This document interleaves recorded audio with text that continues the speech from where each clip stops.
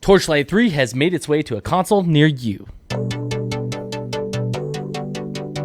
That's right, landing in October, so right around now, you should be expecting to see on Xbox, PlayStation, and even the Nintendo Switch. That's right, Torchlight 3. For those of you that love a good action RPG, this is definitely one that you have been long waiting for. So a little bit about Torchlight 3. So essentially, it has been centuries since the events of Torchlight II, and the Ember Empire is in decline.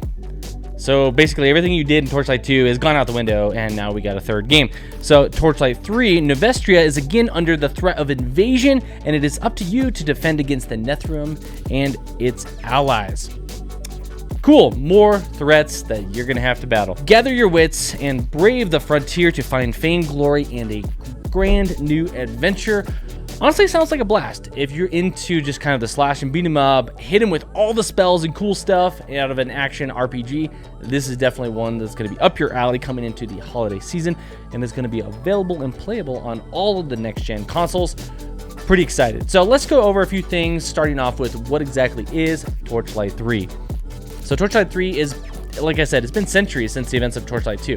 And so there's a lot you can actually look forward to when playing this game, a whole new kind of approach to what the Torchlight series has been presenting. So you can actually build different heroes, again, just like before, but now we've got 4 different heroes. We got a Dusk Mage, the Forged Hero, we got the Realm Master, and the Sharpshooter. All have different abilities, different things that follow them through the game and make them unique as you play in your playing style. Now keep in mind, as you build your characters and you add in little creatures and others that help you get through the different points of the game, you're stuck with what you choose and the route you go down the entire game. So the cool part is you get to travel the frontier, brave the vast wilderness of Novastraia and all of its dangers, either alone or, the cool part is, with a group of friends. So basically we're gonna get some multiplayer, you're gonna be able to co-op together and move forward through the game.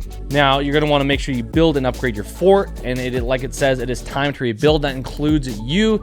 Enjoy your own fort and make sure that you upgrade gear and renovate your fort to show off what you've built to your friends and actually the entire world. Collect epic gear. Now, part of what makes these RPG games extremely popular is the availability of different things that are within the game. You're gonna have armor, weapons, and now even pets. Who would have thought about having pets in a game like this? But it's actually really kind of cool. What I've seen so far is you get options between a fluffy little dog, a nice furry llama, or even an owl that guides you through your journey through the world and helps you as you battle through dungeons and take on dungeon foes. They actually have their own kind of talents and attacks themselves as well. So the cool part is, I mean, RPGs in general have never been my forte. Now that's why our very own producer loves them, and he wants to come and talk to you a little bit more about them and give you his 2 cents on what he has taken from the Torchlight series. Now, let me introduce you guys and welcome you. Josh, thank you so very much for joining us today. I'm going to step off, give you a chance to kind of walk through things and let the viewers know what you think about the game. Hi gang, it's Josh for Permission to Game. I am Evan's resident RPG expert, and I can tell you I played both Torchlight 1 and 2. I played all the way through Torchlight 1, and it was okay. It was one of those action RPGs that felt very much like a Diablo knockoff, because, you know, everything's been a Diablo knockoff with our action RPGs since Diablo came out. And then I picked up Torchlight 2, and it was so underwhelming and so repetitive that I ended up not playing it all the way through. So I have very little expectations for Torchlight 3. Well, no, I take that back. I'm actually hoping the game is a lot better than the second one that they had out there, and I can actually get through a playthrough without getting bored, because, you know, there was only about 3 classes in the last one. It was either a ranged, magic, or a melee character, and you just kind of hack and slash your way through the whole world, and I just got really, really bored, and there wasn't much to do. You couldn't really play the game that you wanted to. And now, with Torchlight 3, it seems like they've added some dimensions to the game, but I don't know if the addition of having your own fort and some multiplayer and pets and some customization that can be thrown in there is going to be enough to make Torchlight 3 not as boring as Torchlight 2. I don't know. I have high hopes for this game. I really want to get it on my Switch because it's one of those games that I could probably play while everyone else in my house is busy watching the television. I don't have to take over the PC or the gaming console on my PS4, but I have the sneaky suspicion that I'm going to get bored with this halfway through, so I don't even know if I want to buy it, but I'm going to do it anyway. That way, when it does come out, I can tell you guys about our thoughts over Permission to Game about what Torchlight 3 really is and if it's even worth playing. So that's where I stand on it. I don't have high hopes, but I'm going to buy it anyway. We'll see what happens. All right, gang. So Evan has told me that I get to be the one that watches the release video about what it's all about. Let's see how it is. Let's hit it. Ooh, a Perfect World game. I played a couple of different things by them. I'm interested in this. Heroes of the frontier. The Clockwork Core is Looks like failing. Torchlight. After a century of peace, Novastraia is once again in peril. When is this land not in peril? It needs your Realm Master. help. I'm serious. Ooh, flying things this time. I really hope there's a lot more places Seize to go. legendary weapons and armor, Here's your so you can classic face the archers, coming ranged storm. characters. There is no Ooh, shadow cute your little light monster will things, and there's reach. always a No caster. I always treasure like having a outside caster. your grasp. Kind of neat. But your Ooh, this is strength cool. alone Never seen that will character not be type enough before. to win this fight. Cannon is checked. Forge new bonds in the endless frontiers. Looks like classic Torchlight. If everybody's got a pet, there's Arm gonna be a lot going yourself on. with epic gear.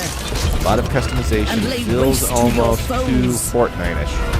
All of a sudden, still looks like a Diablo clone. In this time of great uncertainty and unprecedented evil, Looks like there's the big bad rise and become guy the there. legend Ooh, this that looks world scary. needs you It's probably to leftover. be. Part 2. Torchlight 3. No, it still looks like the same game, though. And it just looks like they added extra stuff to Torchlight 2. You know what I mean? Is it really going to be all that? I have high hopes, but I have my doubts. Well, Josh, thank you very much for your opinions. I do appreciate it, buddy. There you have it, folks. Like, is this one that you're going to want to pick up on your console? Because it's already been out on the PC for just a little bit now. So playing it on Steam and playing it on your PC is going to be a very different experience than playing it on your console itself. But there's opportunity here for kind of something fun. Now, like Josh said, it kind of looks very Fortnite-y, a little bit going on that's like, okay, this is too much. But maybe this is the perfect RPG for you if you haven't yet gotten into RPGs like myself, or like kids themselves that want to move from a Fortnite style game over to an RPG. This might be kind of that, we'll call it gateway game into the whole RPG realm. So I don't know, it looks kind of fun. So definitely check it out. If you got an Xbox, they're going to be available for the Series X and S updates. So there's a little bit of graphics and things that are going to be improved upon. This definitely is not a game that's geared towards the crazy intense graphics. So the cartoony aspect about it probably won't really change much with the next gen consoles. So definitely not one you need to wait for. It's out here in October. Check it out on your different stores, whether you're going to buy it digitally or on, through the store as a disc itself. But otherwise, looks kind of cool. Thanks, Josh, for your opinion. I do appreciate it. Take it or leave it, folks. Put your comments below about what you think about Torchlight 3. I'm Evan. This is Permission to Game. If you're on YouTube, make sure you hit that subscribe button. I sincerely appreciate it. Hit that notification bell up in that corner. If you're on Facebook, definitely like, comment, and share. I appreciate everything you guys have to say. And until next time, peace out.